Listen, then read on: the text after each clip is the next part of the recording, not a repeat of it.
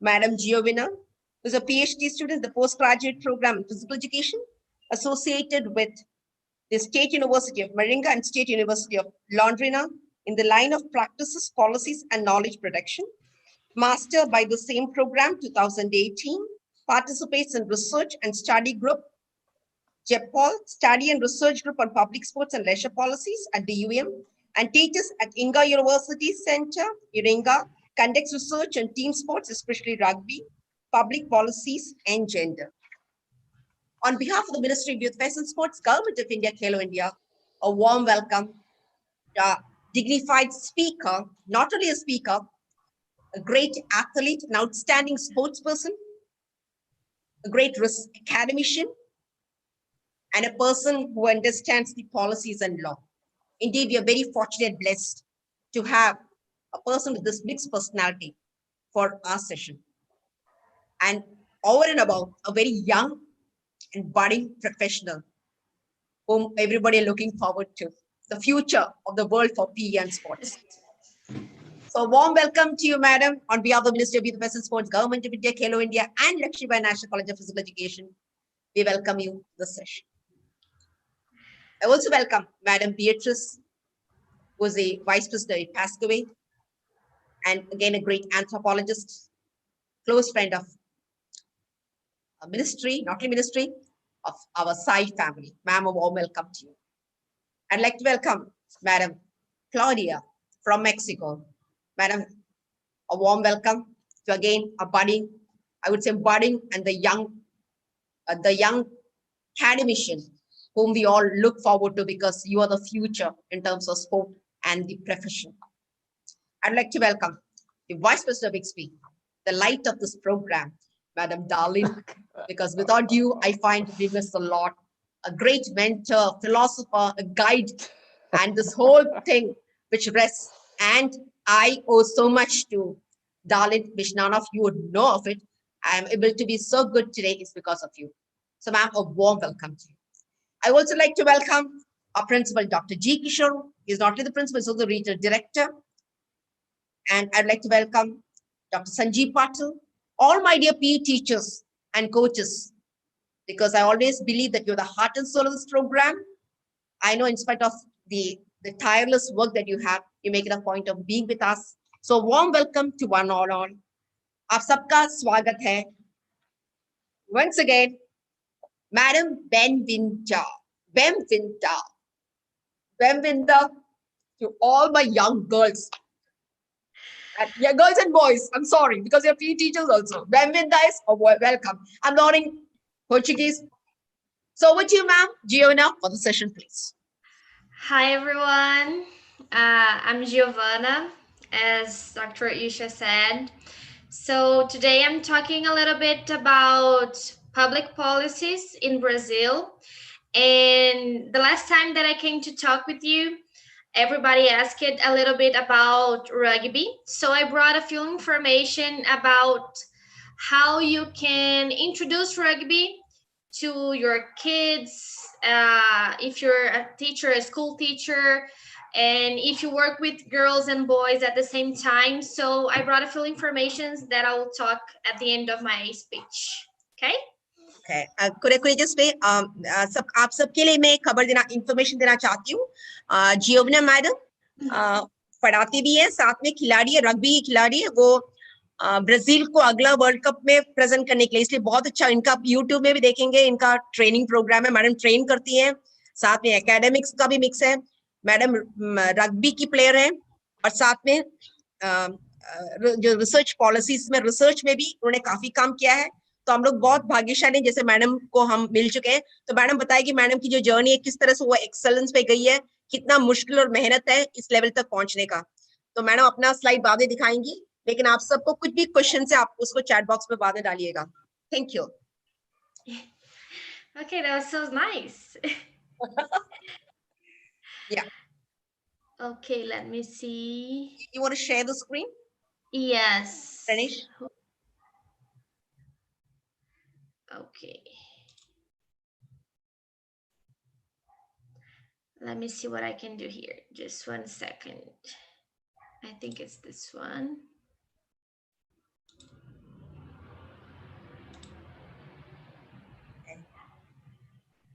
So are you seeing my screen? Yes. Pranish, Okay. this is okay. It's double. Pranish. We can see Is it double? There's two screens. Okay, let me see what I did here. Yes. Third conference. Okay. Yes. Okay. So which screen are you guys seeing? No, now it's a video of yours. You're showing an objective. You're putting a YouTube video. Yeah, that's later if you have time. Fine. So I'm just trying to. Okay, let me see something. I'm trying to change the screen. Okay, stop share. Okay.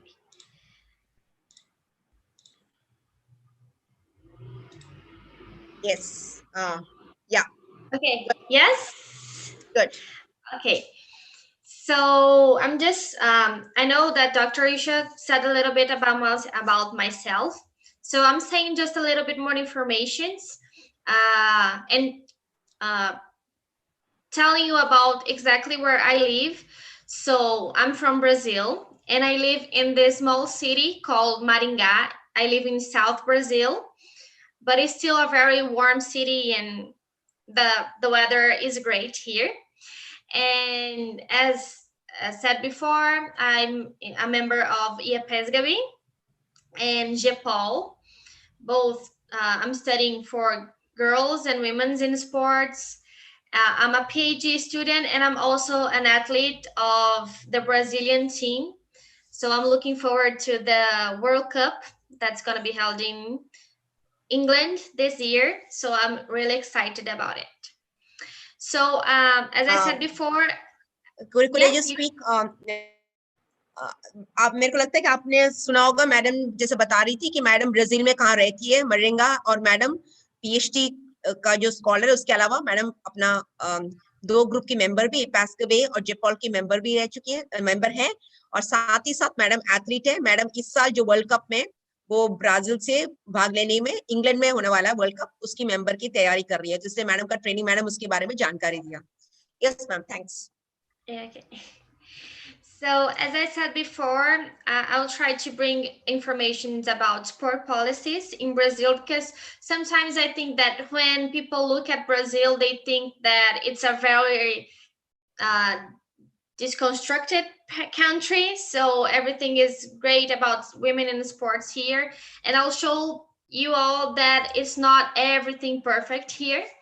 And then later I'll talk a little bit about tag rugby. That's how you play rugby without contact, physical contact. So maybe you can use in the places that you work. Okay. So we know that as soon as women started playing sports, there were a lot of barriers. And in the last few years or decades, there was an increase of women's participation in sports. And that happened because of the creation of public policies that helped women to access different kind of sports and to be part of this area. So there are a few public policies, for example, in Norway, in Australia, and in USA, that helped girls to be involved with sports. So, for example, in Norway, we had in the national sports organizations, you have to have two representatives of each sex. So I have to have two boys, not two women, and two men.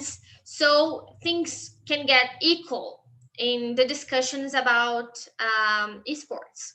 In Australia, it was something really close to Norway.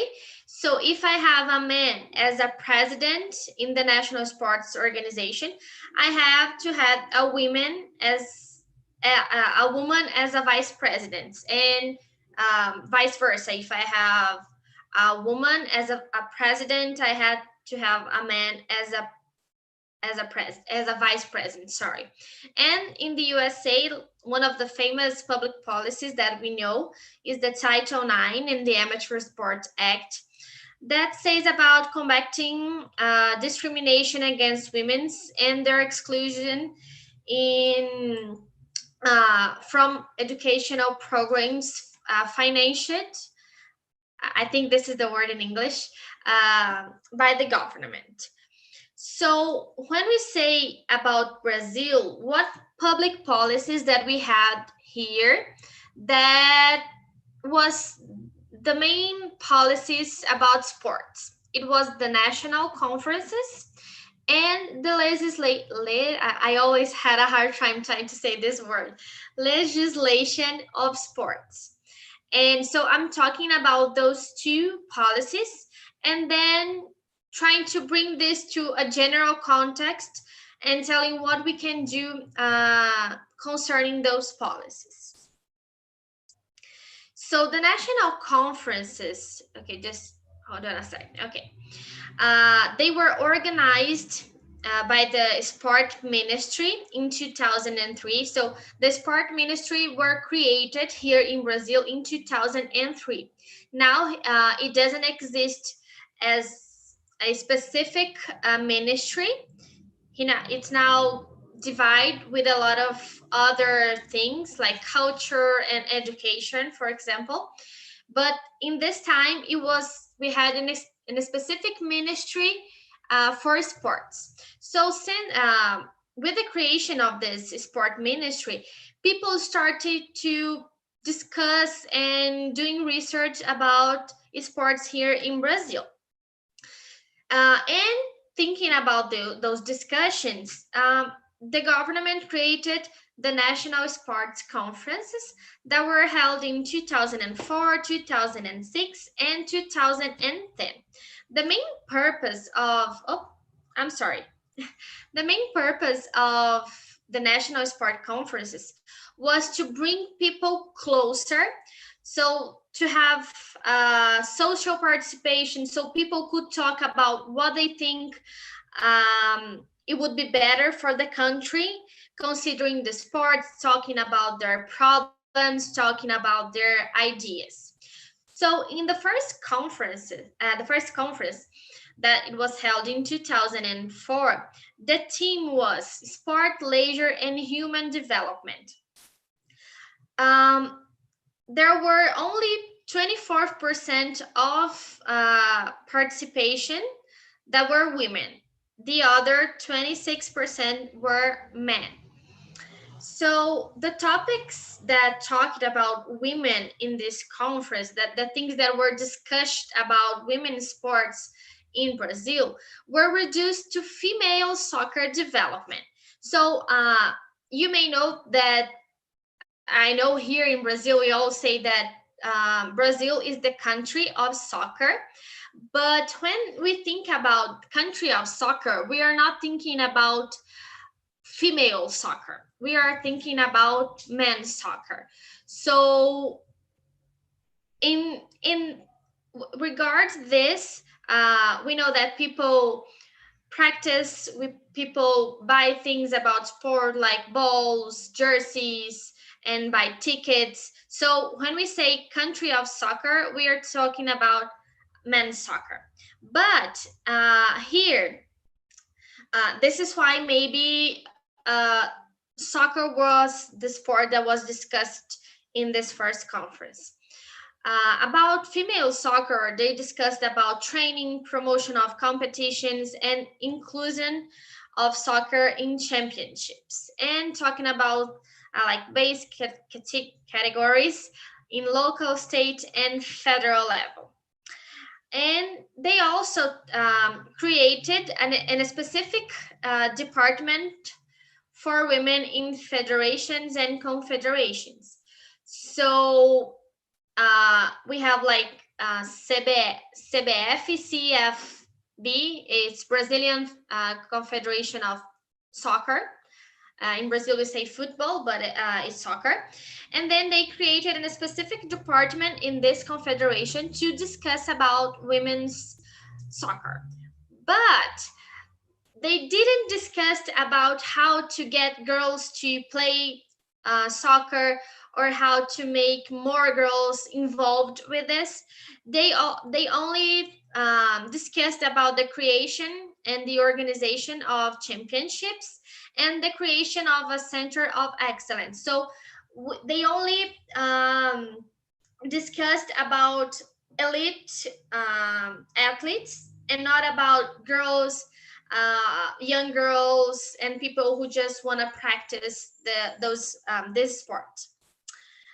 So the thing that I was thinking, that I always think, is that if soccer is a very popular sport in Brazil and women's soccer didn't have visibility, they only discussed about a few things, what others, how could other sports should be discussed? I mean, for example, rugby that I play, or even volleyball, basketball, or so many other sports that we have, they were even discussed in this first conference. The other thing that it was interesting in this first conference was that in the final document of this conference, it also makes reference to women focusing on construction and reform of spaces for sports, as well as their accessibility, as can be seen in this section. So it was said that to ensure the use of buildings in public schools and universities, taking into account the accessibility and adaptability of disabled and elderly people and mothers for whom the practice of sport and leisure demands a parallel structure of care for their children. So what we see here, we have women included here, but as a mothers. So this is a reduced, how can I say this? A reduced vision of how women should be. We call it a maternalist policy because it reduces women's function to the maternal role. So we are not women, we are mothers. So this is about the first conference. The second conference, the theme was building the national sports and leisure system. And here we had a little bit more women participating, so 31%. And the only topic that the people talked about in this conference that could be related to women was this is what I'm going to read. The guarantee of access to sports and leisure practice in all its dimension, in particular the disabled, people with special needs, and others, regardless gender and ethnicity. So we see that women can be included when they talk about gender here. On the third conference, the theme was the decennial plan for sport and leisure, and here we have 32% of participation of women. So we have 24 on the first one, 31 on the second one, and 30% of participation on women. So we have an increase of participation of women in those conferences. So here, the main thing that was discussed was about sport as a tool of a social change, enabling economic and social development and respected gender, racial, and cultural diversity. So what we see is that the final resolution of this conference was based on human rights. So women appears here in a generalized way. So when they talked about exclusion and social vulnerability, about sports and leisure being a social right, so men, women, children, elderly people, people with disabilities, so everyone should get access to sports, and the attention to reversal the current frames of injustice. So we know that women's they face a lot of barriers, so they don't get the same access to sport as men, so they try to like fix this injustice, so women's appear here in a generalized way. So what we see, despite of the absence of an explicit discourse on women's participation in the resolution and in the conference, we see that there were a little concern about the relationship between gender and sports and women and sport. It was not specific only on the first conference, but we had a few things that we can relate to women in this three conferences. So about the Brazilian legislation, we had 5 main laws in Brazil. So it was the Decree Law and a few laws that we'll see, for example, Zika Law and Pelé Law. You probably know those names. And I'll talk a little bit about those five, legislation and how we can relate those legislation with women in sports. So when the decree law, the decree law 3199 was the first law about sports in Brazil. In the time that it was created, we call it a Estado Novo, like new state in English, and it was a dictatorial period here in Brazil. So the government and the states, they tried to control people in so many different ways. So they tried to control people's action. They tried to impose a nationalist feeling. So everyone should love Brazil. Brazilian people should love Brazil. They tried to insert Brazil in the international scenario, in economic relations and social relations. So they thought, how could we do this? And they thought, okay, maybe we should use the sport to do this. So they created this decree law in 1941. And in this law, this decree law, on the Article 54, it was said that women will not be allowed to practice sports that are incompatible with the conditions of their nature. And for this purpose, the National Sports Council must issue the necessary instruction to the sports entry of the country. So what we see here, when the article said about their nature, they are saying that the nature of woman and of women should be mother, it should be to take care of their children. So they could not practice any sport that could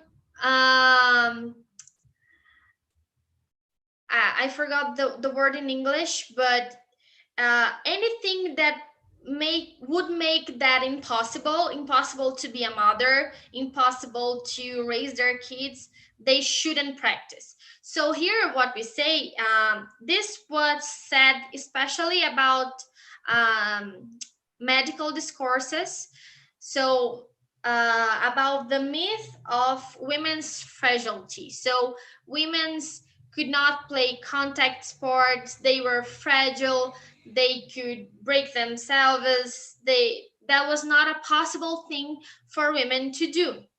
So they just should be at home,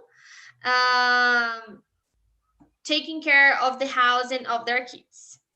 So after a few years, Can you just tell me the Giona? Could you just go to the previous slide, please? Could I just translate and tell them? Yeah, sure. Madam ये जो बता रही थी इस law में जो decree law है 3.199 में इसमें बताया कि ये लॉ में कि जो स्त्रियां होती है वो लोग को ज्यादा एक्टिविटी में भाग नहीं होना चाहिए, उनको बनाया इसलिए नहीं है, वो तो घर पे रहना चाहिए, ऐसा करके पहले लॉ था।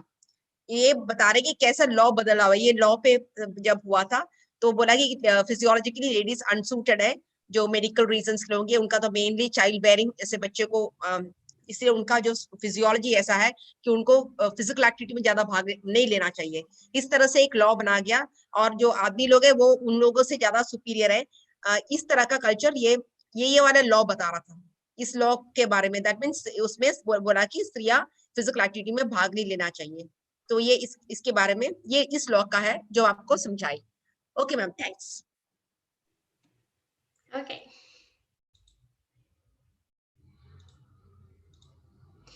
So a few years later, in 1965, it was created the resolution number 7, and it said a little bit more things, a little bit more, yeah, a few things more about women's sport.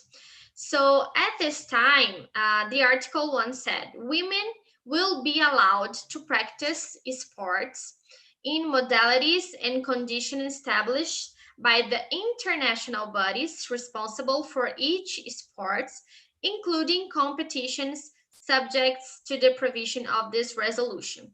So what were allowed in this at this time? Running, cycling, walking, and tennis. And something that we see now in 2015 or 2020, we see that the most practiced sports in Brazil for girls is still running, walking, and cycling. So we see that something that happened a lot of years ago and decades ago, it still have an impact in what we see today. Okay. So explain that. Ma'am, could you just go to the previous one? I could just explain that. Thanks, ma'am.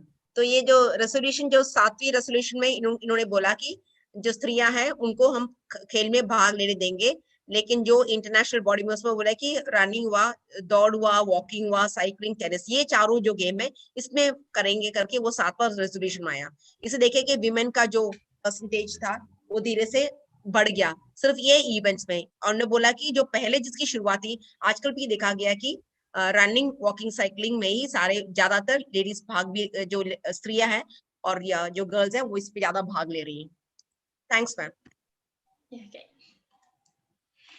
So the second article said that women are not allowed to do any kind of martial arts due to their nature, the nature that I said before about the biological,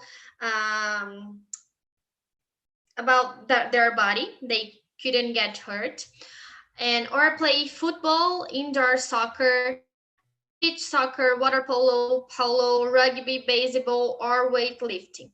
So what we said at the first time that the decree law was created in 1941, they couldn't play anything.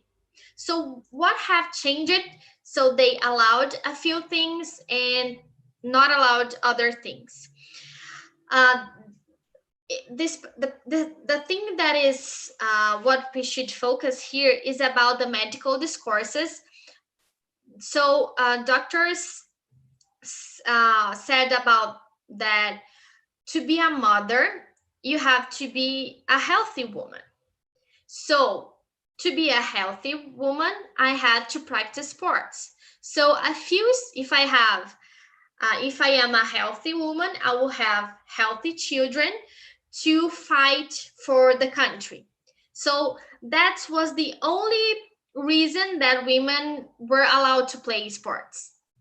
So, and if they could play sports, regards this one that I told you about, they had a special condition to participate. So for example, I had to have a specific age and a sufficient number of practice to a specific number of players, and I have to have an authorization for practice. So it wasn't like a free thing that I could do anytime or any place and whatever I want. No, I have these specific conditions. And there's another thing that it was interesting. Another Zika law kind of reinforced these things about the healthy woman and about not playing sports. So there was a paragraph that talked like this: women will give special awareness of the duties that bind them to the home, and as well the taste of domestic service, especially those related to the upbringing and education of children. So here we are again reduced to the role of being mothers and taking care of our kids. Speak. Yeah, sure. Thanks. Thanks. ये resolution जो 7वां resolution उसमें article 2 में फिर बोला कि स्त्रियां जो है वो मार्शल आर्ट जानती है, मार्शल आर्ट में भाग नहीं ले सकती हैं, फुटबॉल जो नहीं खेल सकते, इंडोर सॉकर, बीच, ये वाटर पोलो, कई खेल में इन लोगों ने मनाही करी कि आप नहीं खेल, स्त्रियां या लड़कियां नहीं खेल सकती हैं। और दूसरा बताया कि एक तरफ तो उन्होंने कई जगह उनको मौका दिया है, एक जगह बोला है कि आप ये सारे खेल नहीं खेल सकते हैं, और ये भी बोला है कि कई एज वाले ही खेल सकते हैं, उनको वहां भी छूट नहीं दिया है, और कब प्रैक्टिस करना है उसके लिए भी इन्होंने काफी रेस्ट्रिक्शन इम्पोज किया। उन्होंने बोला कि सिर्फ इस वक्त पे करना है, तो कुछ भी क्लियर नहीं था। लेकिन एक दूसरी तरफ ये आई कि जो डॉक्टर्स है, मेडिकल प्रोफेशन वाले बोले कि अगर स्त्रियां खेलेंगी तभी तो जब स्त्रियां स्वस्थ होंगी, उनके बच्चे भी स्वस्थ होंगे, इसलिए हमें खेल को प्रमोट करना चाहिए। लेकिन एक सबसे अजीब बात है कि उनका जो लॉ में एक ये भी पैरा दिया है कि जो स्त्रियां हैं उनको अपने घर के कर्तव्य की तरफ उनको ज्यादा ध्यान देना चाहिए, और उन्हें जो जैसे बच्चों की पढ़ाई है, बच्चों को कैसे बच्चों को बड़ा करना, ये उनकी जिम्मेदारी, इसलिए वो ज्यादातर घर में ही होना है, ये करके एक पैरा भी दिया है। तो आप देखेंगे कि कितना मुश्किल था जो है लड़कियां या जो क्योंकि वो स्त्री है, हम बोलते हैं जेंडर विमेन के लिए कितनी ज्यादा मुश्किलों का सामना करना, इस सब के लिए लॉ आया। हम लोग लकी, हमारे भारत में ऐसा लॉ तो है नहीं, लेकिन बाहर के राज्यों में, कई राज्यों में भी है। हम सोचते हैं ब्राजील जो सॉकर का राज्य है वो बहुत अच्छा, लेकिन मैडम बार बार कहती है आप जो बाहर देखते हो वो अच्छा नहीं है, सिर्फ जो है आदमी लोग या लड़कों के लिए सॉकर है, लेकिन आप लड़कियों की तरफ अगर शुरू में देखते तो वो वैसा माहौल नहीं है जो आदमी लोगों के लिए, जो आदमी लोगों को मिलता है सेम, जो औरतों को नहीं मिल पाती है, इसीलिए काफी लॉ बनाया गया। Ma'am thanks. Okay. So the second law that was created in Brazil, yeah, okay, was the law 6251 that was created in 1975. At this period, we still have a dictatorial regime here. So the state continues trying to control the society in so many different ways. So what this law talking about is sports, about the structure of sport council, about military, university, and community sports, about the creation of a national sports system, and about sport resources. So it had 52 articles, but none of them mention the participation of women in sport and leisure activities here in Brazil. Okay.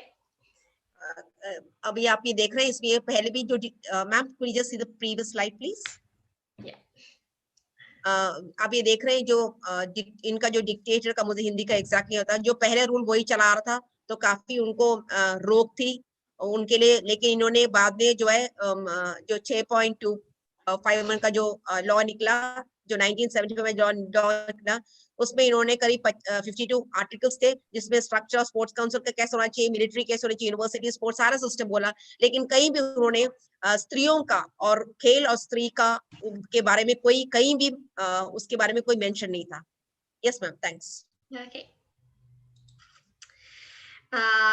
I didn't mention it before because it's not a specific law about sport, but in this middle time we had the federal constitution that was created in 1988. So this is the law that still governs the country in all fields. In the Article 217, it was said that is the duty of the state to promote formal and non-formal sporting practice, such as the right of each. And in a few topics later, the allocation of public resources for the priority promotion of educational sport, and in specific cases for high performance sport.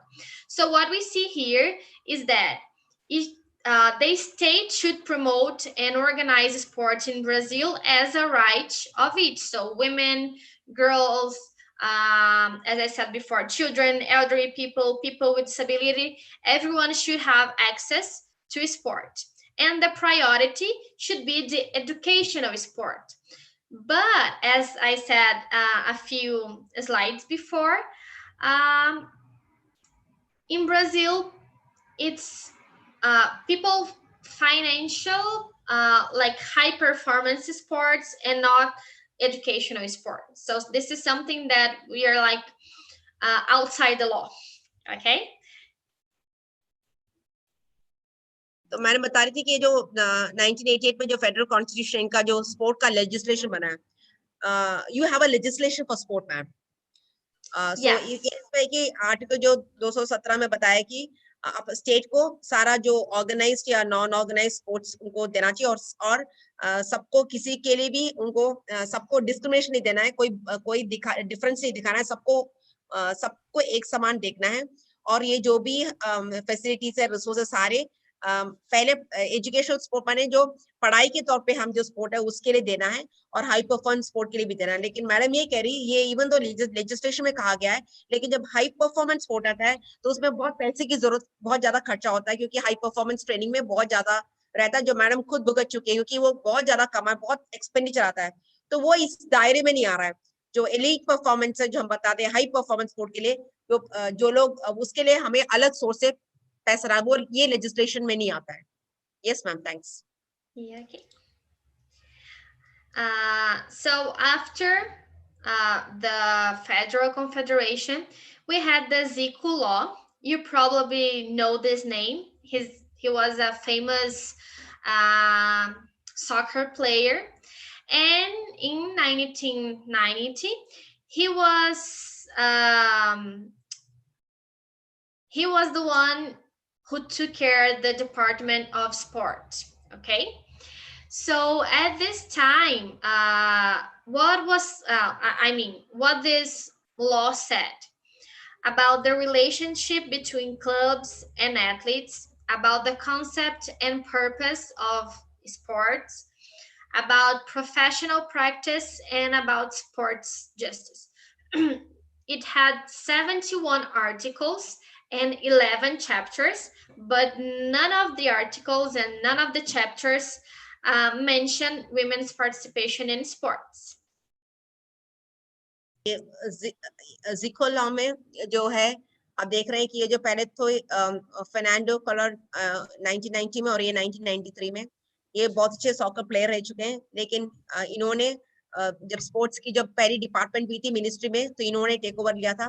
लेकिन even though ये clubs हुआ, athletes हुआ, इन्होंने काफी articles 71 articles और chapters सब थे, काफी मेंशन हुई है खेल के बारे में. कहीं भी स्त्रियों के लिए खेल के स्त्री और खेल, इसके बारे में कहीं भी आर्टिकल में चर्चा नहीं हुआ. ये कब का है? रीसेंट है, क्योंकि हम रीसेंट माने 1993 भी अगर बोला जाए तो हमें लगता है रीसेंट, लेकिन तब भी उन लोगों ने, किसी ने सोचा नहीं कि हमें स्त्री के बारे में, स्त्री और खेल को भी साथ में आर्टिकल में आना चाहिए. उसके बारे में आया नहीं 1993 तक. Yes, ma'am. Thanks. Yeah, okay. So the next law was Pelé Law. I think you also know this name. He was our big star of soccer here in Brazil. And after Zico, he was the one who took care about the Department of Sports before the Ministry of Sport were created. So at this time, we were not anymore in a dictatorial period. So we have a few things that were interesting here.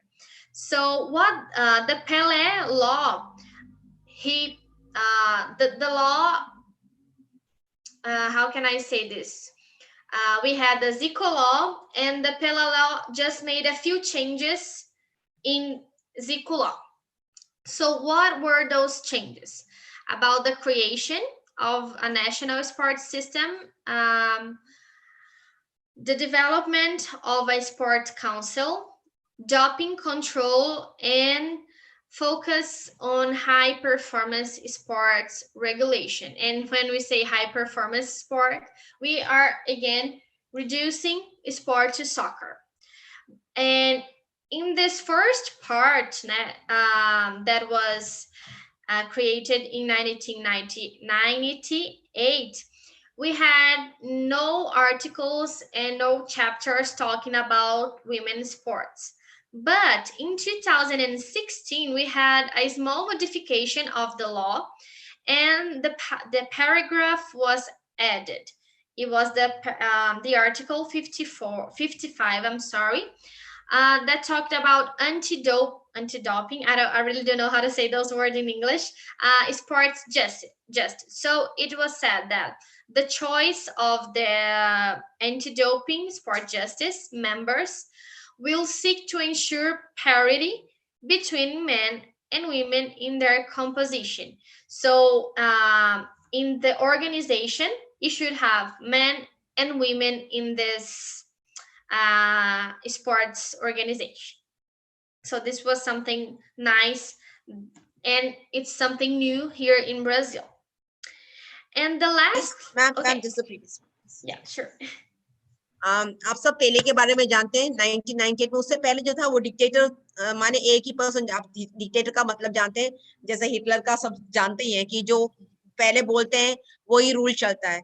लेकिन उसके बाद में बदलाव आया, और आप देखेंगे कि 1998 से पहले ने जब टेक ओवर किया, उसके बाद एक नेशनल स्पोर्ट्स सिस्टम स्पोर्ट्स का बना। स्पोर्ट्स को काफी ज्यादा अच्छा इम्प्रूवमेंट, डोपिंग कंट्रोल पे हुआ, फिर कैसे हाई स्पोर्ट्स पर्सन पे हाई स्पोर्ट्स बना है। लेकिन 216 में ही जाके इनका आर्टिकल जो 55 में एंटी डोपिंग के लिए, क्योंकि हमें देख रहा है कि इसमें स्पोर्ट्स फॉर जस्टिस वो भी जुड़ा गया, और साथ में आदमी और स्त्री में जो है इनके लिए एक ही जैसा उनको जो भी है पैरिटी मिलनी चाहिए। हमें उनमें कोई डिफरेंस दिखाना चाहिए, स्पेशली जो मेंबर्स हैं उनके लिए। ये इस तरह से उन्होंने उसमें 216 में इन्होंने इस तरह का एक आर्टिकल भी आया। Can you just explain to me, madam, the choice of GAD members will seek to ensure parity between what GAD is? Sorry, JAD is JAD. Oh, GAD means anti-doping sports justice. Okay. तो इसमें जो ये जो doping anti doping sports justice में जो group होगा, उसमें स्त्रियां भी होंगी और आदमी इसमें आपस में ये लोग भी कमेटी बने। क्योंकि मैंने पहले के स्लाइड में दिखाया, ऑस्ट्रेलिया हुआ, यूएस हुआ, दूसरे राज्य में सब स्पोर्टिंग ऑर्गेनाइजेशन में कितनी स्त्रियां होनी चाहिए, कितने आदमी लोग होने चाहिए, उसका एक रेशियो दे रखा है। लेकिन हमारे यहाँ पे अभी तक आया नहीं, लेकिन कई राज्य उसके लिए लड़ रहे हैं कि उसमें आपको स्त्रियों को भी मौका देना चाहिए। तो इस तरह का मेरे को तो इसके बारे में तो पहले के आने से काफी बदलाव आया। Yes ma'am. Okay. And the last law, the last specific law about sports here in Brazil was Maguito Vilela law. He's a politician, is that right? He was a lawyer, but he made a few things about sports.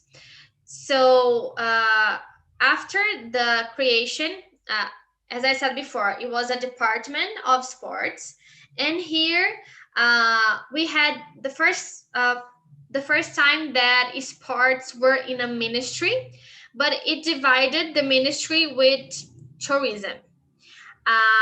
So this law talked about the permission to choose clubs and sports organization to become a company, and the prohibition of transfer fee. So here again, we have no article that mentioned the participation of women in sports and leisure. prohibition of transfer fee. Could you just explain about that? Like in a club, you need to have a fee, and then is it so? I don't know. Could you just explain that? They couldn't like change teams. It will have a specific rule for changing teams and how one team should get paid for the player. Yeah, thanks. I could just explain. मैग्योचर वेरेला जो sir थे 2000 में, ये एक advocate भी थे, lawyer थे, और साथ में इन्होंने फिर मिनिस्ट्री लिया। उस समय मिनिस्ट्री ऑफ स्पोर्ट्स के अलावा स्पोर्ट्स के साथ टूरिज्म भी हुआ। उसमें इन्होंने ये छूट दिया कि जो एथलीट्स है वो अपना क्लब चुन सकते हैं, और कोई भी ऑर्गेनाइजेशन, और इनमें क्या है कि एक क्लब से दूसरे क्लब में भी अगर उनको चेंज करे, पहले उसके लिए एक ट्रांसफर फी था, लेकिन उन्होंने वो बना कर दिया। लेकिन 2000 में भी इन्होंने कहीं भी स्त्रियों का स्पोर्ट का पार्टिसिपेशन में भी इन्होंने कहीं इसके बारे में मेंशन नहीं किया, बताया नहीं है। 2000 में भी आप देखेंगे कितना रीसेंट है। सब कुछ आने के बाद भी स्त्रियों के लिए एक ऐसा जगह नहीं मिल पाया। Yes ma'am, thanks. Okay. So what we see, considering the legislation of sports and the National Sports Conference, is that especially the legislation do not dialogue with the proposal of international discussions that emphasized women in sports, especially regards to the expansion of opportunities. So we have, for example, the Brighton Declaration, the Beijing Platform organized by the UN, and the IOC World Conference of Women in Sports that talked about how to improve women's sports and about how to get girls to play sports and get involved. But what we see that is that in Brazil, it doesn't dialogue with those documents. So we were like so far away from what everything, every country in the world, not every country, but I mean, a few countries in the world were doing to get girls involved in sports. अभी madam ये बता रही थी कि इन्होंने Brazil का और दूसरे दुनिया में का इन्होंने एक कंपैरिजन दिया, तो उन्होंने देखा कि जो ब्राइटन डिक्लेरेशन है या बेजिंग प्लेटफॉर्म है, जहाँ यूनाइटेड नेशंस का है, आईओसी में, यहाँ सब स्त्रियों के बारे में चर्चा हो रहा था। स्त्रियों के बारे में, कैसे स्त्री के लिए खेल की जरूरत है, महत्व है, उसके बारे में सब जगह चर्चा हो रहा था। लेकिन ब्राजील में उसके बारे में ये सुनने के बाद भी कहीं भी उसके बारे में लिखा नहीं गया, उसका चर्चा का विषय नहीं था। सब जानते थे लेकिन कहीं भी डॉक्यूमेंट लिख के नहीं आया। ये इन्होंने एक ऐसी कंपैरिजन बनाया कि देखिए कई राज्य ऐसे हैं जहां अभी भी स्त्रियों को वो कर नहीं पा रहे, वो भाग नहीं ले पा रहे हैं, उसमें कई रोक होती है। Thanks ma'am. Yeah, okay.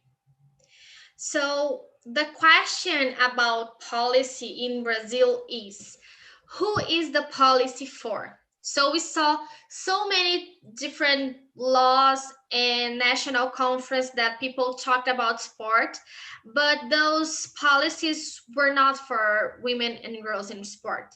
So the first thing that we need to do to change our reality here in Brazil and whatever we are in our city or in different countries is to know that exists a social like a social thing, a social role that says that politics is a role for men, even and especially sports, because it puts together politics, that is also a social thing about to men, and sports, that is also a social thing for men. So when we are talking about sports policy, is a really how can I say this? It's like a specific thing for men that people think that this is the right thing to do, or a role for men.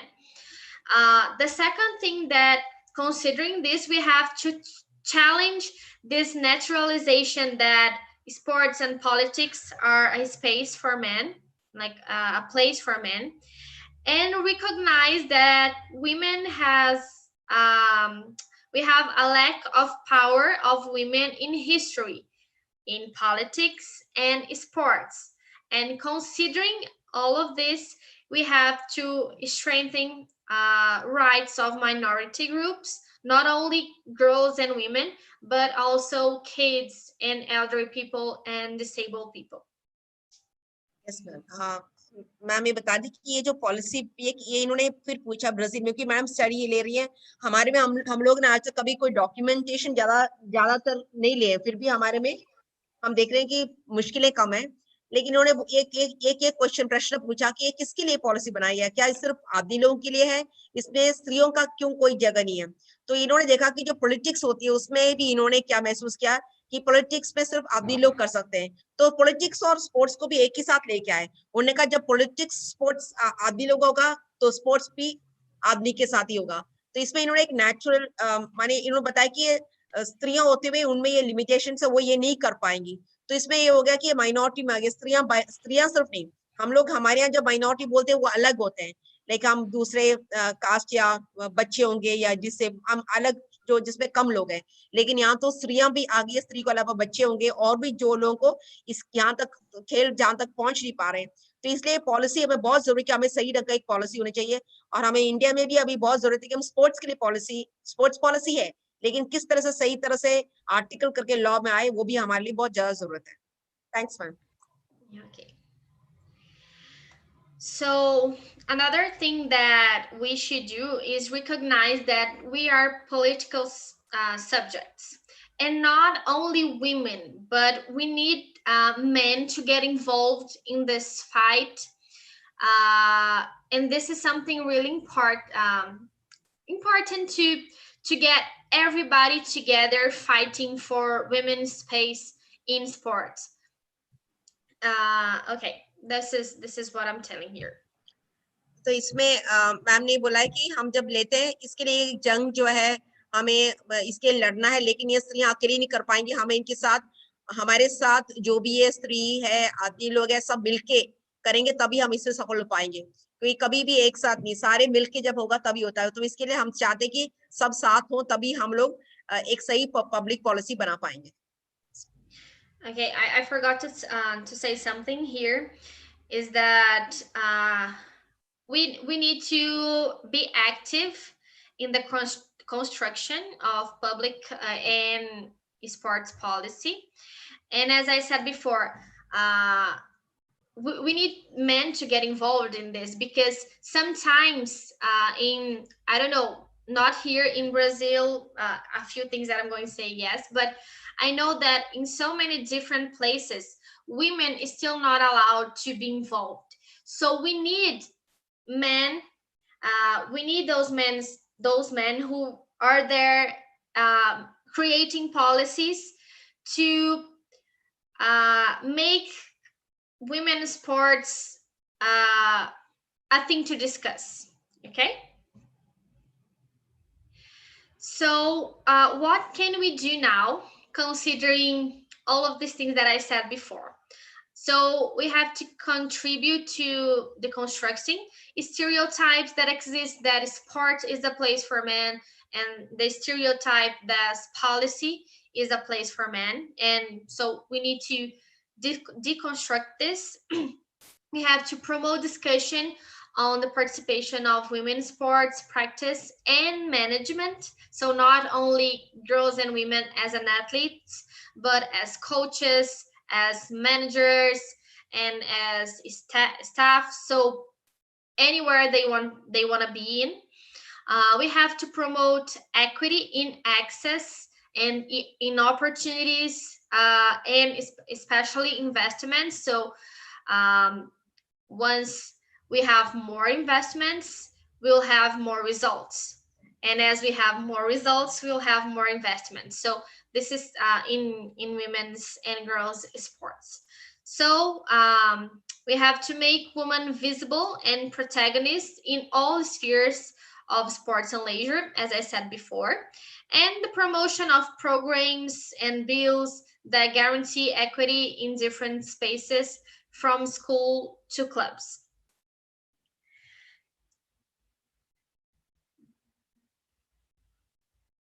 I'm sorry.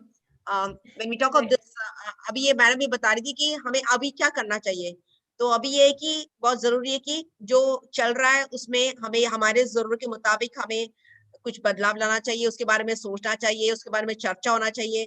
स्त्री और sports जो practice करती हैं उनके लिए, और management position अब India का भी मैं अभी देख रही थी क्योंकि मैं भी रिसर्च कर रही, तो इसमें देखा गया कि सारे जो ऑर्गेनाइजेशन हम फेडरेशन बोलते हैं, कितना स्त्रियों को कितना उनका रेशियो है, कितना भाग हम देखते हैं बहुत कम है.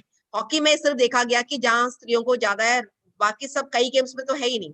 तो दूसरी बातें अब एथलीट्स करती हैं. अब देखते हैं जैसे क्रिकेट में है तो पहले जैसे विमेन स्त्री क्रिकेट कर रही है या आदमी लोग कर रहे हैं, दोनों में फर्क है. जब इवन जिनका कितना मिलता है एक ही खेल में, तो देखा जाता है कि हर चीज में लेकिन हम लोग काफी बेटर है बाहर दूसरे राज्य के मुताबिक, लेकिन फिर भी हमें जरूरत है. लेकिन ये मैडम इनकी यहाँ कह रही थी कि हमें जरूरी की सिर्फ उनको माहौल नहीं दे, लेकिन उनको कहाँ तक पहुंच सकते हैं, एक्सेसिबिलिटी. आप बोलते हैं कि कैसे हम वहां तक पहुंच सकते हैं, और कोई अच्छा करते हैं उसके लिए थोड़ी इंसेंटिव दो.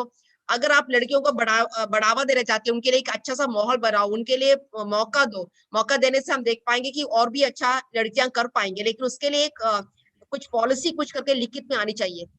इस तरह से हम देख सकते हैं. अभी हमारे भारत में भी लड़कियों ने हम देख रहे हैं काफी जगह बहुत अच्छा कर पाएंगे, लेकिन उनके लिए उसके लिए हम भी चाहते, कई कई जो गांव होगा, कई वो लोग स्त्रियों को परमिट नहीं करते, लेकिन कितने लोग उभर आए ऊपर, उनको देख के और भी लोग आगे आ रहे हैं. लेकिन हमारे पॉलिसी के तौर पे हमारे पास लिखा हुआ होना चाहिए. इसके लिए कई प्रोग्राम्स होनी चाहिए, बिल होनी चाहिए. तो लगता है कि और कोई भी जगह प्रैक्टिस करने के लिए, सेफ तरह का प्रैक्टिस करने के लिए हर जगह एक तो है, हम इक्विटी माने कि हम 50-50 जो बोलते हैं कितना रेशियो अगर आदमी लोगों को दिया है, वैसे ही हम लेडीज को भी दिया. और आगे जो हमारा ओलंपिक्स आने वाला आगे हम देख रहे हैं, वहां पर ये सारा इन लोगों ने उसके मुताबिक प्रमोट किया है. जो टोक्यो ओलंपिक्स होने वाला था उसके मुताबिक उन लोगों ने किया है. तो इस तरह से मैंने बताया थी कि बहुत जरूरी है, क्योंकि हमारे पास डॉक्यूमेंटेशन लिखित कुछ नहीं आ रहा पॉलिसी में. हम लोग बोलते हैं और हमारी बेटियां कितना अच्छा करके आई है. I was just saying India is doing so well in case of women sports and they're doing excelling in that. So I was just saying the same thing. We need to have documented and policies. Giovanna, I was trying to tell that. Okay. Thanks, ma'am. So here I finished this first part about sport policy. And I know that people get curious about how women play rugby here or in any different places, or how I can get girls to play a different sport and get the community involved in a contact sports, and how people let the girls play a contact sport. So the last time a lot of people asked about it, so I'm bringing a full information about this type. We can say there's like a type of rugby that if you teach in a school or in a club, or if you want to make girls and boys play together with one purpose, one target, I can say that this is something that it's nice to use in your classes. So okay. Could I just say that? Madam अभी तक वो जो sports policies पे कर, लेकिन madam rugby की है, और मैडम कहती कि अभी गर्ल्स को या हम कैसे ये टैग रग्बी पे हम इनकी सिखा सकते हैं. तो आप ये गेम सीखे कोशिश कर, अभी कोविड में भी अगर बगैर कांटेक्ट किए हम कैसे कर सकते हैं, इसके मुताबिक मैडम अभी आपको जैसे हमको रग्बी के बारे में, टैग रग्बी के बारे में बताएंगी. और मैडम बेसिकली रग्बी प्लेयर है. Yes ma'am. Okay. So we call it tag rugby because we have no contact, physical contact. So we use 2 tags, one in each side of our body. So why we can use tag rugby?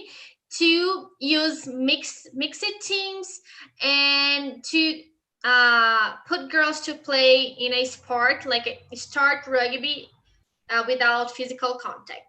First, ma'am, just a minute. Tag is you're putting some strip, you mean? Those are tags? Yes.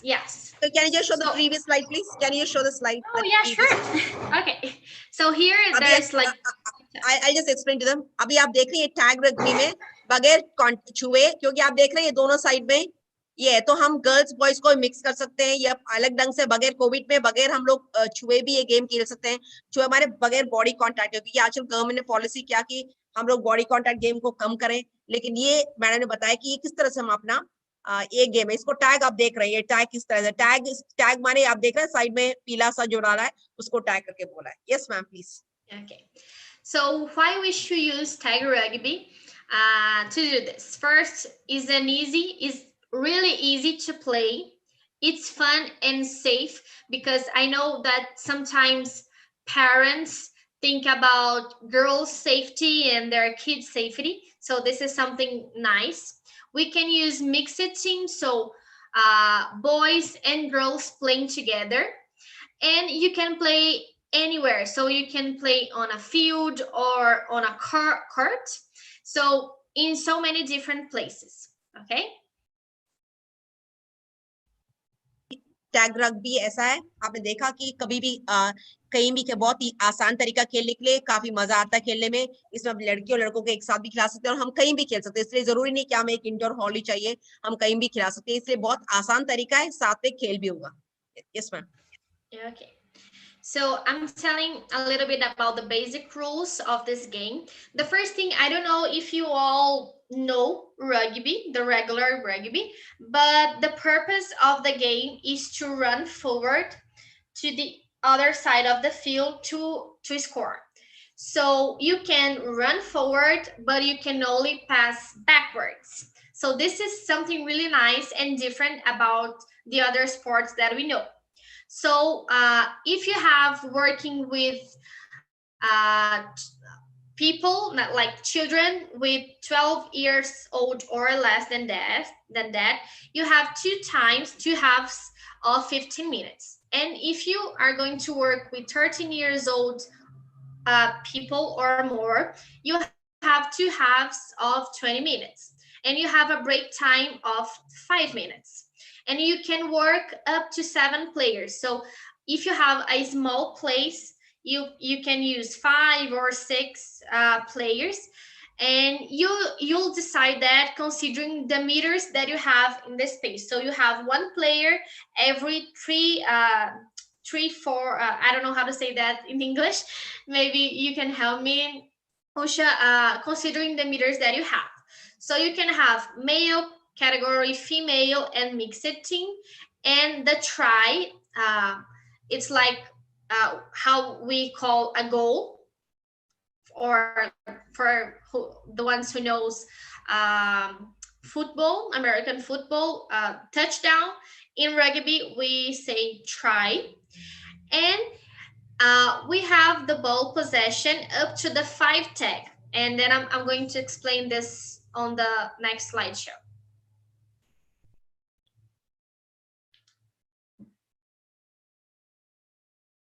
के बारे में बता रही थी, इसको थोड़ा modify करके ये बताया कि इसमें हम ये लोग आगे भाग सकते हैं लेकिन पीछे सिर्फ पास कर सकते हैं, इस तरह से इन्होंने मॉडिफाई किया. और इन्होंने टाइम की, आप ये ग्राफ देख भी रहे हैं टेबल में कि 12 साल से जो नीचे उनका जो 15 मिनट का है, उसके ऊपर वालों को 20 मिनट, 5 मिनट का ब्रेक है. एक एक प्लेयर को हर 3/4 मीटर में उनको रखा गया है. आप 5 से 6 प्लेयर हमारे अवेलेबिलिटी के मुताबिक हम कर सकते हैं, जैसे मेल और फीमेल को भी कर सकते हैं. इन्होंने बोला पॉइंट में, जैसे हम गोल बोलते हैं उसके लिए ट्राई बोलते हैं, एक पॉइंट है. और कितना देर तक बॉल पोजीशन कर सकते हैं, वो 5th टैग है, वो मैडम अभी एक्सप्लेन करेंगे अगले स्लाइड में. Yes ma'am please. Okay, so how the game is organized.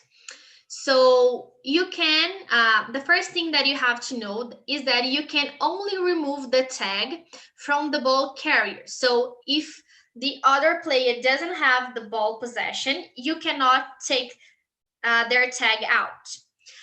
You can only remove the tag, the other person's tag, if you have your 2 tags on in your body. If one tag is withdraw, my tag, I'm sorry, the other people's tag, the play stops and a rook is formed. I'm going to say this a little bit longer. So you have 3 seconds to do this and start playing again. Every time you take a tag, you have to yell tag. And you lift the tag and you put it on the floor so the other player can put it on again. So how the Rook is organized.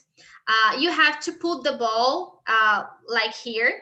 If someone take my tag, I have to put the ball on the floor between your legs, and the opposite team cannot hide in the Rook, so it can take the ball back. And the player who opened the ball, the one who takes the ball to start the game again, he cannot run with the ball. He has to pass the ball. And to score a try, the ball has to touch the ground and touch the player at the same time. And you cannot run with the ball inside the place that you do they scored, in the place that you score, and you cannot pass the ball in that place too. So later I'll show a video if you have time and we can do so. It will be easier to see how the game works. A video, that would be great, because that would give them a better understanding. Okay.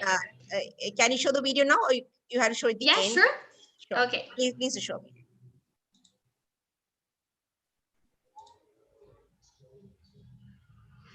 So this is adults playing, but it's easier to understand the game. Okay. So they are playing in a field, but you can play whatever you want to play. Okay. आप ये game देख रहे हैं, video, आप video देख रहे हैं, so game का. Yes, ma'am, please. It's a really fast game. So you have to pass the ball backwards and run forward. Every time someone takes your tag out, you have to stop the game and go back to get your tag back. And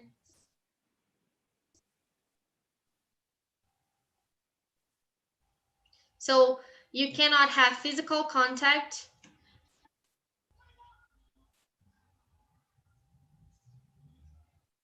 And if the ball goes forward, it changes its possession.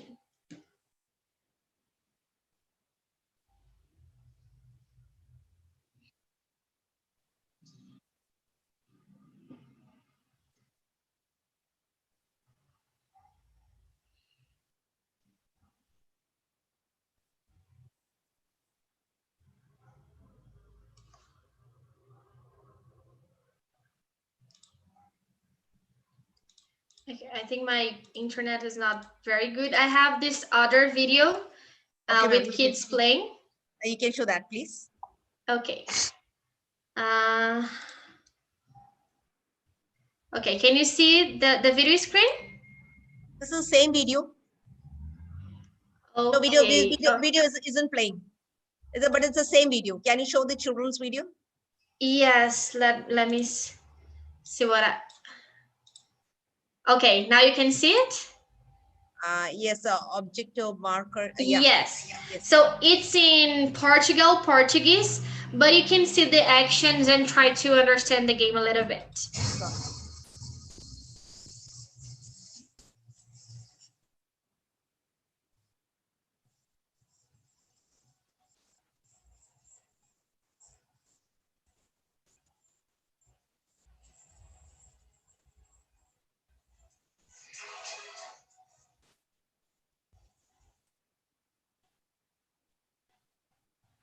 And that's how you score. Try.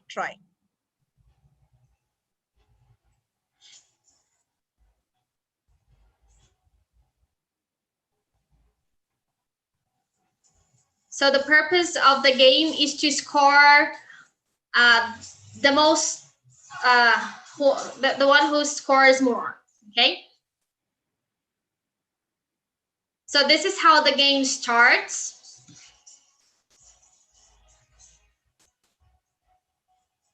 With a kick in your foot or running the ball forward and using your hands again.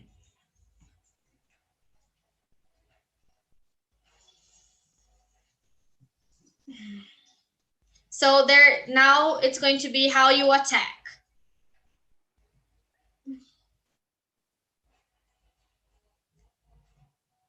Running the ball backwards.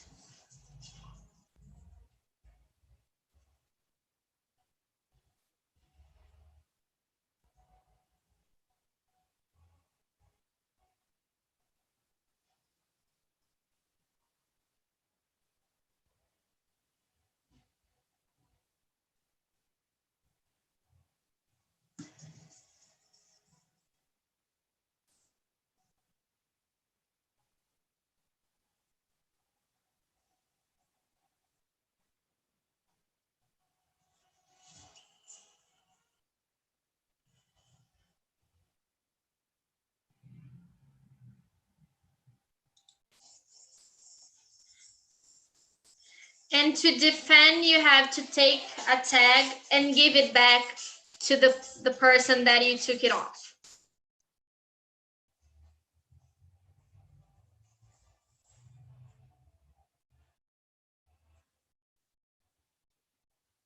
Let me see if I have.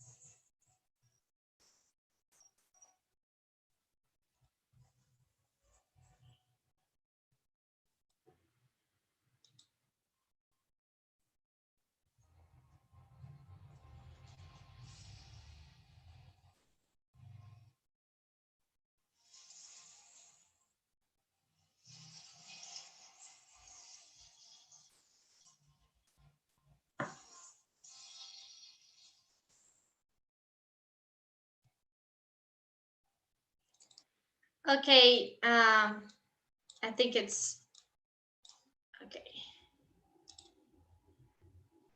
But don't forget to show some of your videos. We would like to see some of your game. Oh, some of my videos. I think I have. I may have one here. You should show your videos. You playing rugby. Yeah. Okay. So, do you want me to say a little bit more about tag rugby, or do you want me to show me a few of my? We'd like to see some of your videos too. Okay. Let me So see. you show us your videos. I think that we hardly have time for that. Your videos. Oh. Okay. Your Let me videos. see if I can find one here. Manish. Just a second. It will be. I promise it will be really quick. No issues. No issues. It's great. It's nice to see you in action. I mean, we are really lucky to have you. It's such a wonderful thing to have you. Okay, let me see.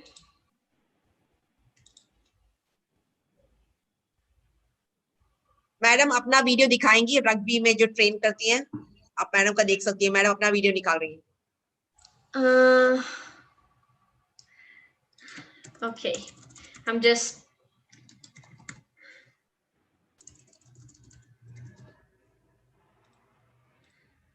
You need to share the link with us. Maybe we can. Yeah, I don't have it on YouTube. Okay, fine.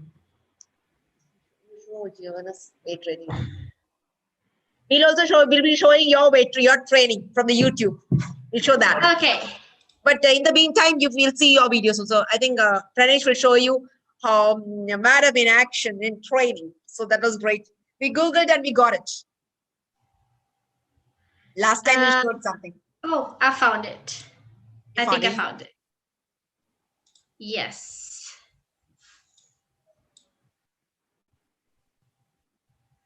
Great. Okay. Wow. Wow. This was last year that my team was playing against the Brazilian team. So here I am. Okay. So we have the video. Yes, let me see if I find. I think there is a video that it's me of trying to score. Okay. I think it's this one. Okay. So seeing in action, that's great.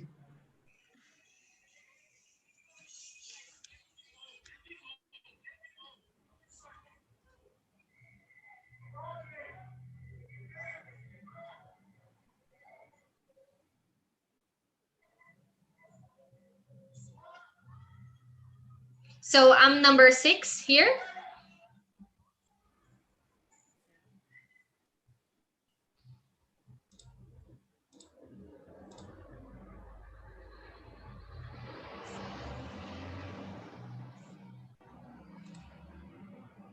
You're trying to pull it. Don't. It's okay. We can see a bit of the glimpse of the game. No issues. Yeah.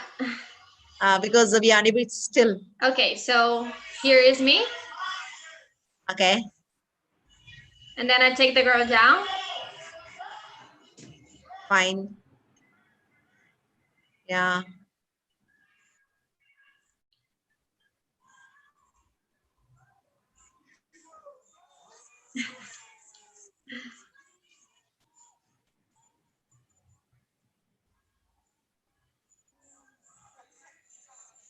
अब देख रहे हैं ball का लेके rugby game इतना. Yeah, so one of the things that is really nice about rugby is that you can have small players and big players, so anyone can play. So this is something really nice. Okay.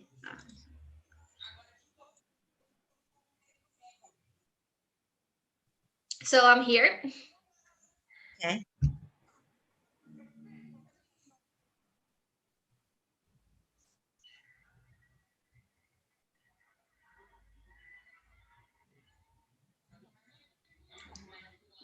In a few seconds, we will score.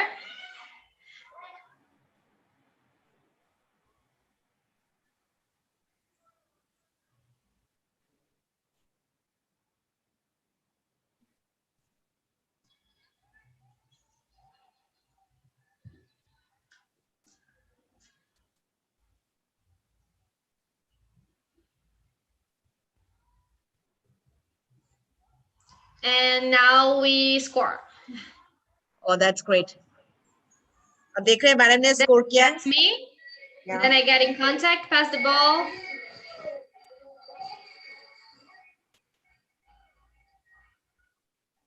And then we score. That's great. It's beautiful, nice. आप लोग अभी video देख चुके हैं madam का. Brazil team क्या madam तैयारी कर रही है अभी अगला वर्ल्ड कप के लिए. पार्टिसिपेंट्स की इंफॉर्मेशन के लिए बता रही हूँ. We'll show one of your training videos also, ma'am. Ma'am, we'll share the video of training. Okay. Finish. Sorry? We'll show others your training. One YouTube we took last time. We'll just share that to the participants. Okay. Your Okay. training. Yeah, I think we actually saw you, the Google. Finish.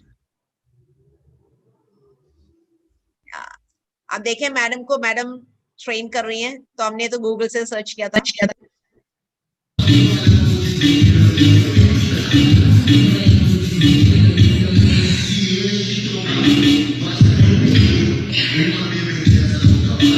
Ma'am का training का है. When was it, Giovanna? This was it when? When was this video taken? Giovanna, when was this taken? It was taken in March of last year. So it's been a while. It's a lot of time. पिछले बार का video हमने madam का देखा था. Ma'am, you could just wind up so we can ask you questions too. Yeah, sure. You'd like to take up the screen? You could do that. You could wind up, closing, or you want to say something? Okay, so I think I didn't understand. You can just close. You can wind it up. You can sum up. Okay, your session. I think. Okay.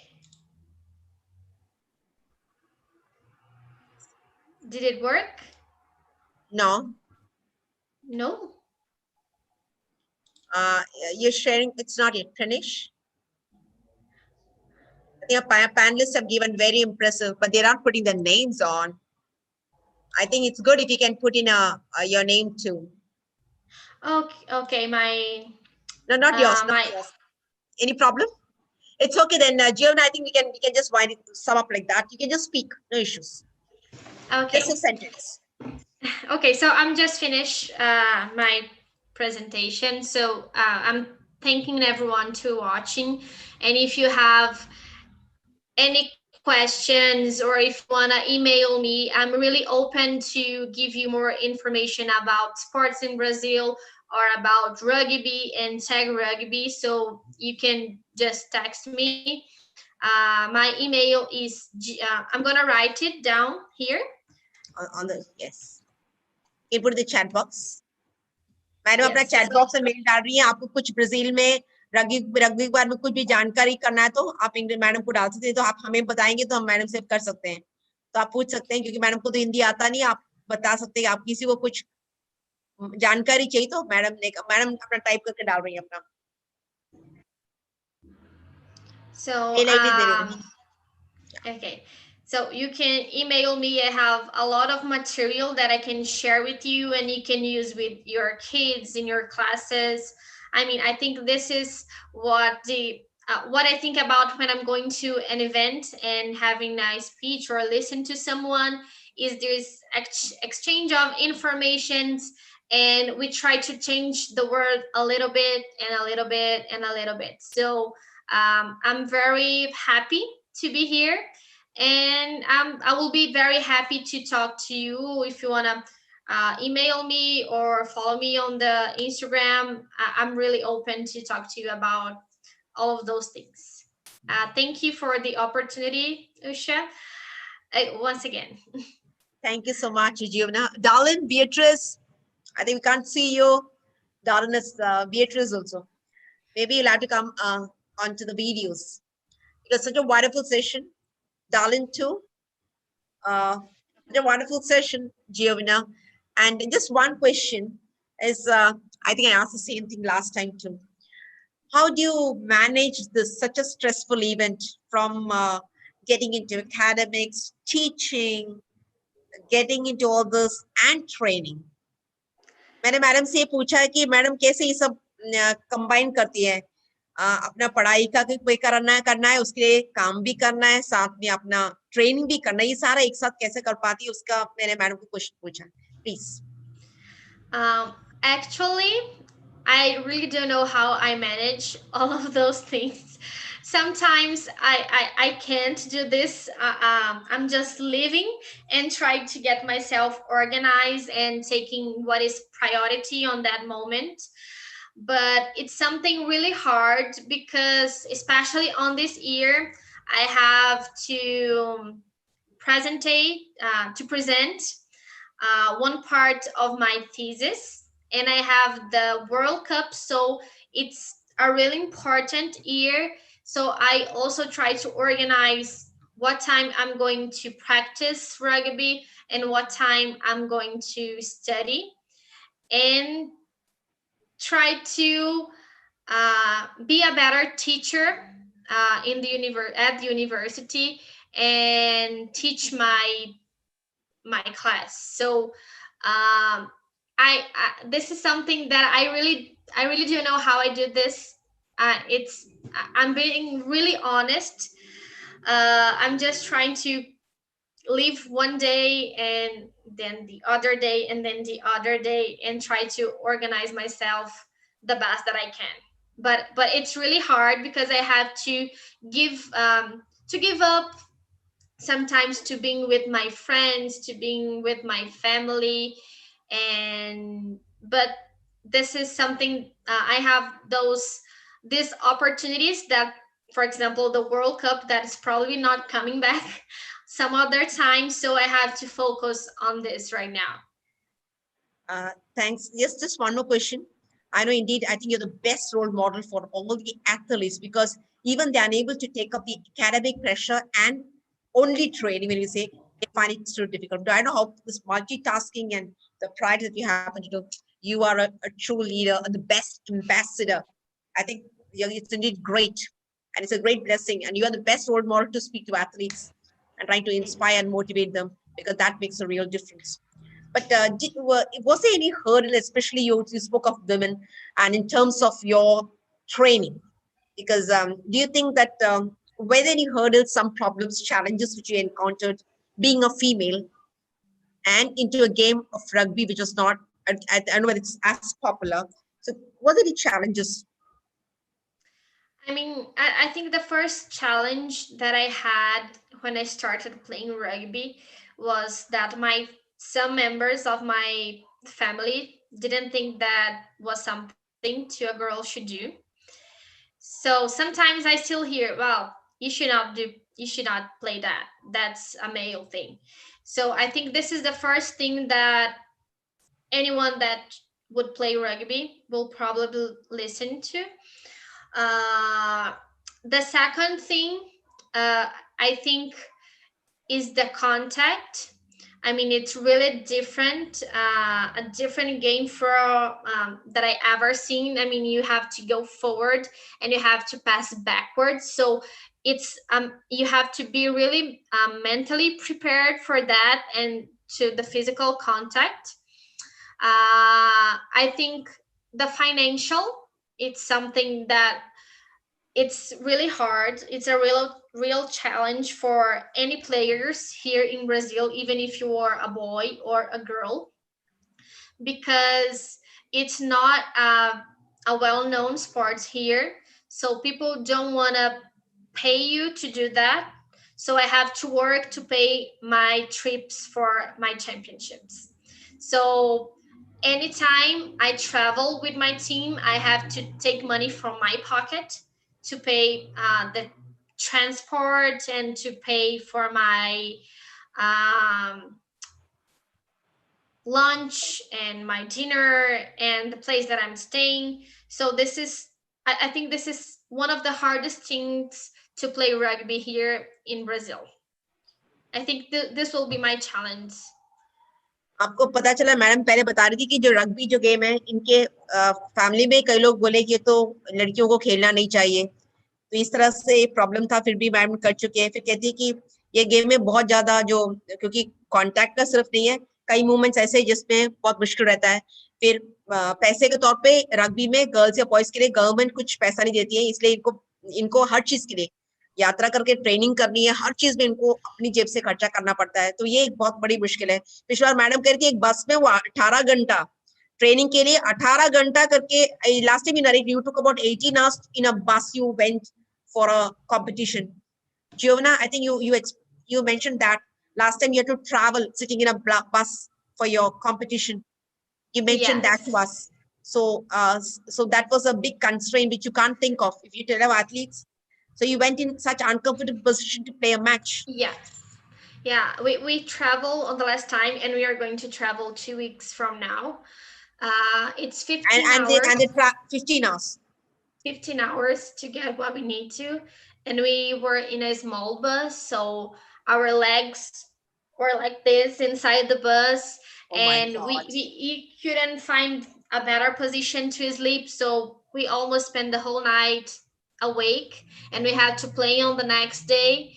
So, and then come back again, and as soon as we get back, we had to start working again. So it's just, we're just like living and not sleeping and trying to do a lot of things.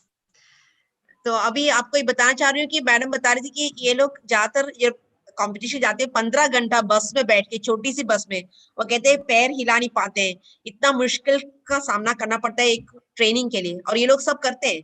और वापस आने के बाद भी उनको कमाने के लिए, जैसे अपना नौकरी में ज्वाइन करो, सारा करो, उसमें कहीं भी रिलैक्सेशन नहीं है। तो मैं कहता है कि बहुत अच्छी सीख है, you are the best person to speak to people, because we often complain of the complain that we don't have this, we don't have that. That's the reason why we are able to get a good performance, is what most of us say. I mean, when we talk to our people, they say, if I had this facility, maybe I could do good.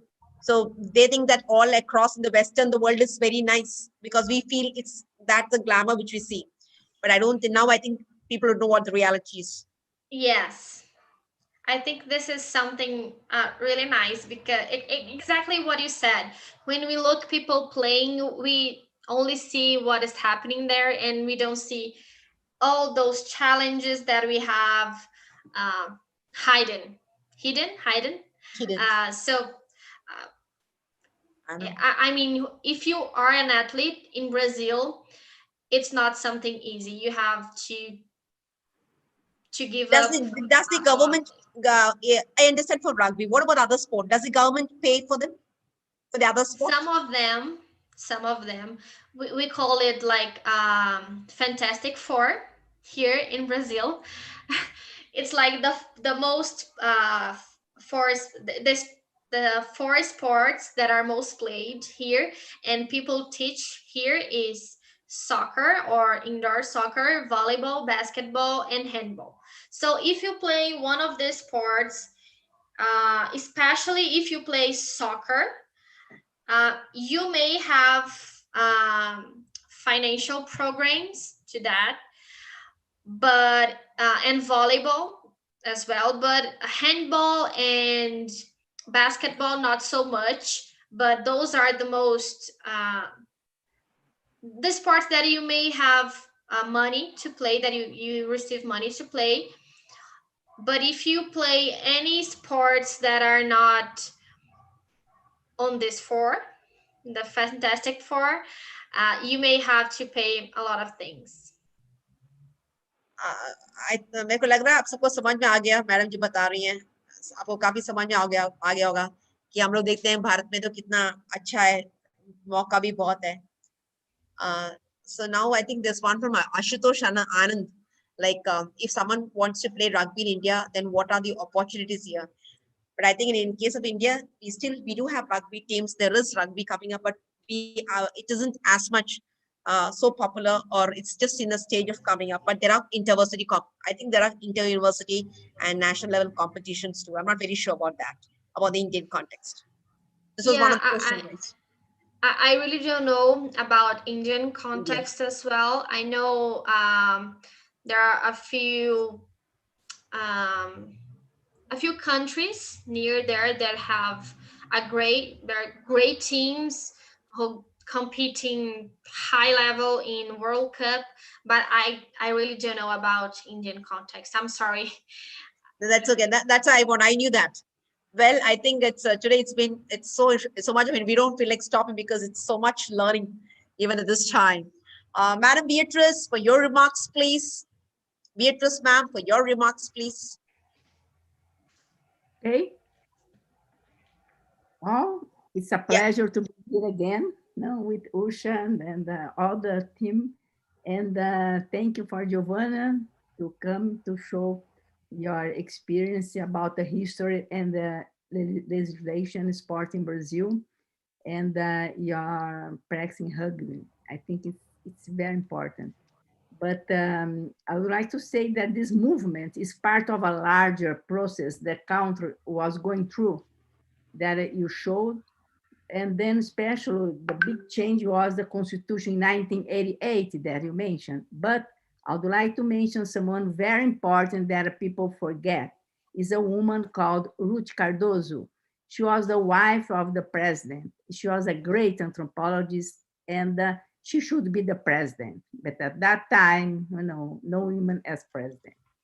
But she did a lot and for human rights, social movements, for women, disabled people, indigenous, and she modernized the country. The idea of a social movement was something different after her, and she did a lot. That's very important to mention the presence of a, and she passed away, unfortunately, in 2008.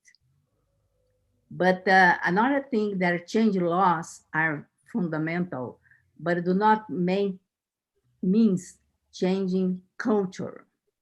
So we need to work hard and hard to change the mentality and open more space for women. Sometimes, women are not, is a little bit discouraged, but we keep moving on. We keep doing because it's hard to change culture because people are stable, especially men are very stable. They have that position and they don't want to share with another woman. So it takes time, but takes courage and patience. Many times it patience.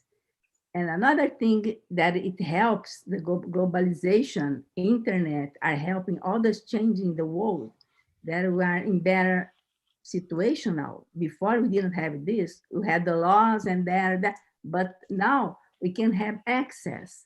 And especially the programs at the universities, they change and they are making change for the new generation like you and the other young people that have access to all the information and then to change the world. And then thanks also for the United Nations programs, World Health Organizations, UNESCO, IAPESC, ICSP.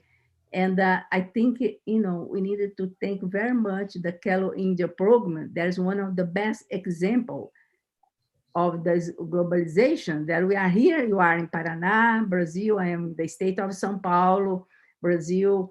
Darlene in the US, and then Claudia that had to live, and she's from Mexico, and the other Usha, and all the students there, the coaches are in India. Can you imagine that you couldn't do this before? You can see how good is the world in this sense. I'm sure that you need to work harder, the day life, that you show your life is not very easy. And I'm very happy that you are an activist, academic, and sport woman. And I wish you luck in your life.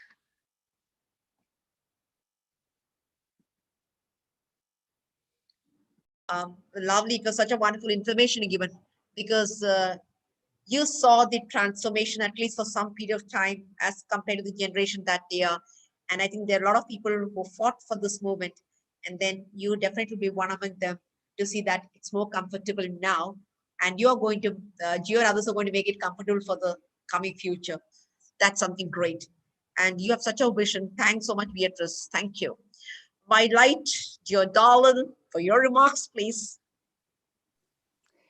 I wanted to follow up on what everyone seems to be indicating. We need to sort of think about personal growth and also society growth. And I've done a little studying about this because I really am fascinated. How do people grow? And so there are sort of, in my thinking, at least 4 categories. And the first one is like when we're all babies, we are very dependent upon mama and daddy, but mama especially because she gives us all the things we must have in order to survive. So we're very dependent. Then as we get older, we become independent. And that's very important to at the age of 2 or 3 to say, I'm going to be independent, and we call them the terrible twos. Every time you say yes, they say no, so that's independence. And then we grow to a place in our lives where we are interdependent with people, which means we stand, but we now are going to come together with other people. And the last one that I think it makes the whole picture has to do with integration, which means that everybody's got an equal value, etc. And we can now integrate that into our own lives as well as with others. And so as we look at movements, women's movements, sport movements, ability movements, etc., we have to sort of look to see where are we in these 4 areas. And one of the things I think that could help, I'm not sure, but I think could help, is if every person understood these 4 areas, then it's possible for each person to be able to look to see, well, where am I and where do I need to grow to? Because Giovanna was saying some wonderful things about how she organizes her life, and sometimes it's a mystery, but really underneath, if we look, there is no mystery about this. She knows how to self-discipline, how to organize, how to be passionate. And she can use these skills in order to go from one thing being dependent, independent, interdependent, and then integrated. But she's not quite to the integrated part because society is not saying, oh, this is a good idea. I think it's wonderful to play women's rugby. So I just wanted to add that to our thought mix to see, because this has really helped me a lot personally. Where am I on this issue? Am I still dependent? Am I independent on this issue, or am I integrated with this? And where then do I still need to go and push in order to make the thing actually work for people and societies? And obviously that's all within the context of where you live, but still I think those ideas might be helpful. Just a thought, and if someone else has some ideas about that, I would love to hear them at some point. Thank you. Well done. That's great. Giovanna, Beatrice, do you want to respond, say something with what Darlin mentioned? Giovanna? I never thought about those 4 words. So, and it's really interesting because it makes a lot of sense. So it's something that I might have to write it down and look at that and see, okay, so what I'm doing now. It's great. It was a great learning, because I find this, I think that's a time, because with being independent, responsibility comes and that makes a real change. I think if each one could think of how Giovanna, because she felt it was a need. But when you talk of sport, then they say somebody else should actually start, like you say, we still are dependent. When you talk of sporting, we are dependent because we can't move ahead unless we get the support system. That's what comes in. But it's high time to inculcate in what you said. That's a very important thing, which we lack in our culture a lot. Because the way we bring up our children most of the time, either it maybe is pampered, but I find the Western culture, like at least to some extent, they're independent by age, by they come in. As you said here, it's not possible. You can't say no to it. So that difference, and with this, they are accountable.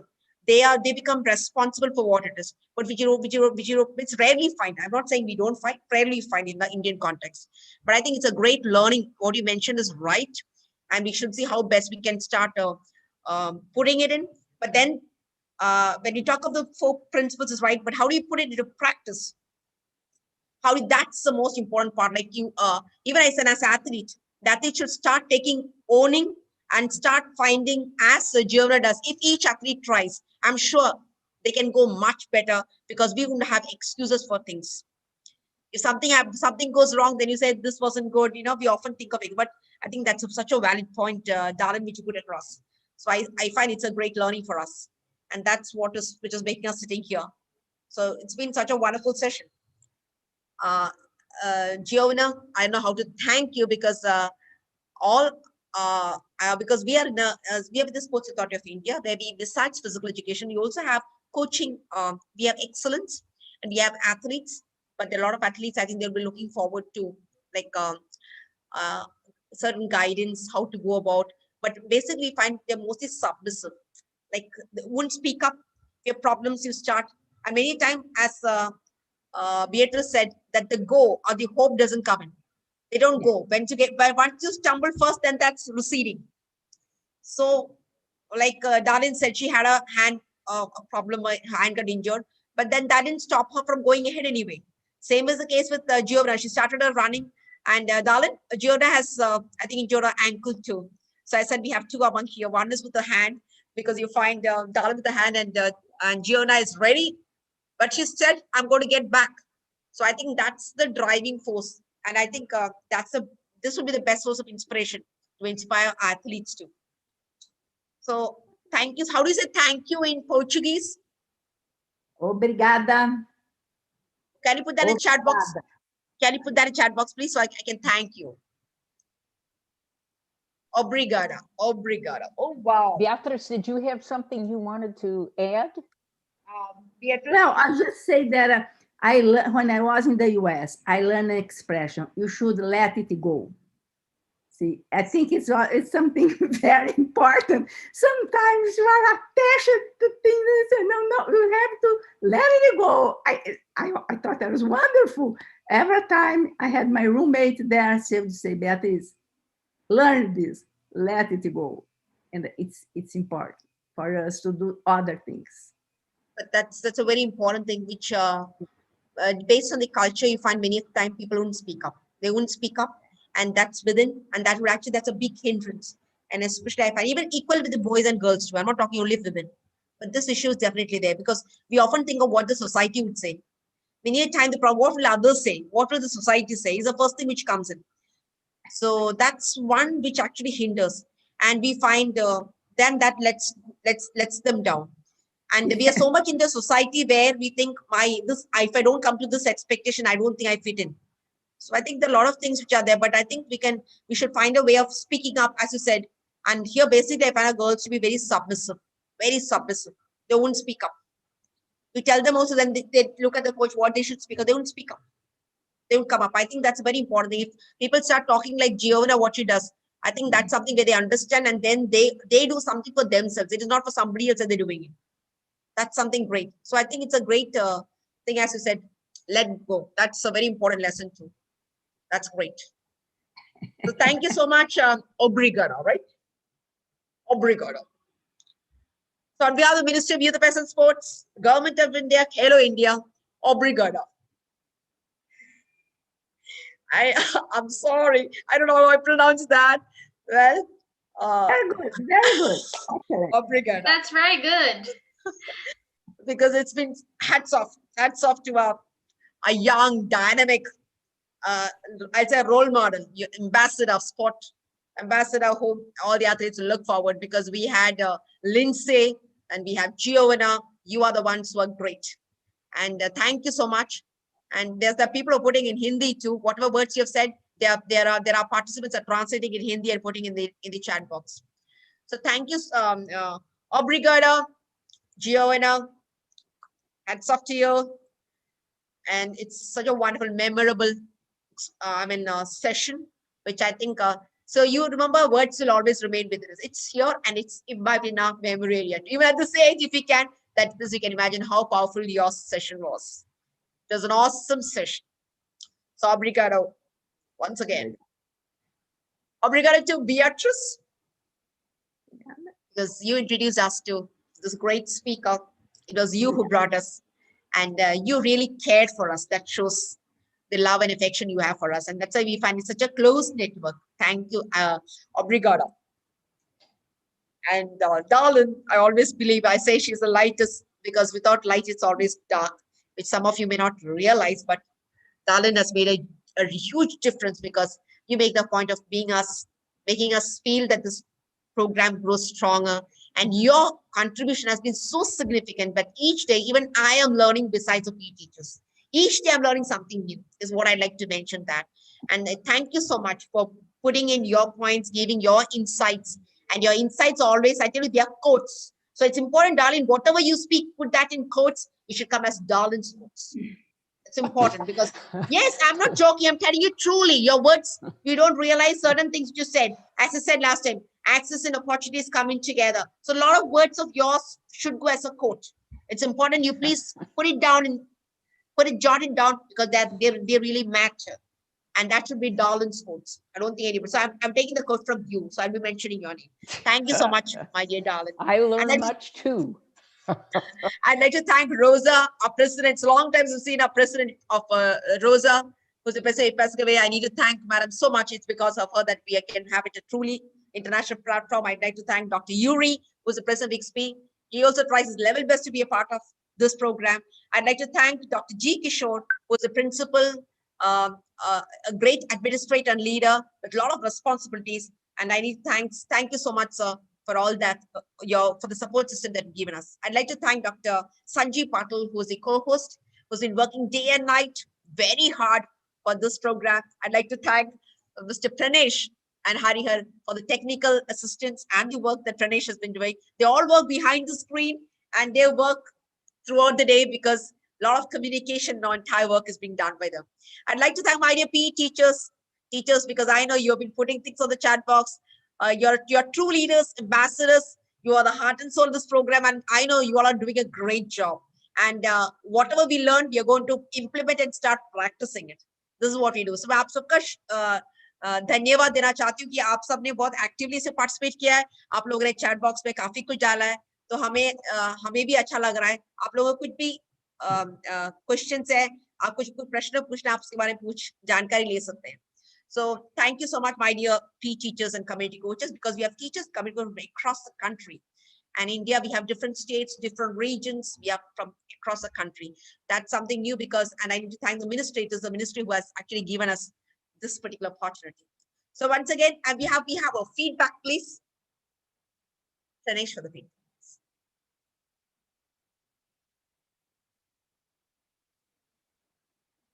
So Giovanna, this is a feedback. I think you saw last time too. So how good a session is, and so it was an excellent session, and I think sure you're going to get more. We'll also recommend your name so that in certain opportunity we'd like to have you on board when there are important occasions. So you found it was wonderful overall evaluation. You can see the feedback. Okay, fine, because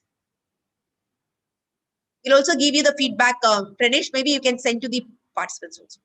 Is it wonderful? With overall, it's great, very great.